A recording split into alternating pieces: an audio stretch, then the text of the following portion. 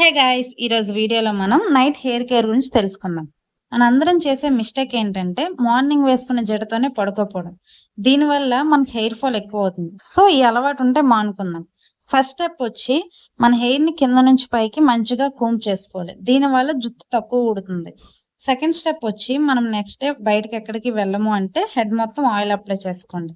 లేదు అంటే ఎండ్స్లో అయినా అప్లై చేసుకోండి. దీనివల్ల స్ప్లిట్ ఎండ్స్ ఉంటే తగ్గుతాయి, ఇంకా రాకుండా ఉంటాయి.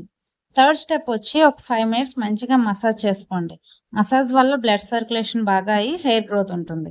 ఫోర్త్ స్టెప్ వచ్చి మంచిగా ఇంకోసారి దువ్వుకొని లూజ్గా జడను అల్లుకోండి అండ్ కింద మడత పెట్టేయండి. దానివల్ల మనకి స్ప్లిటెన్స్ రాకుండా ఉంటాయి.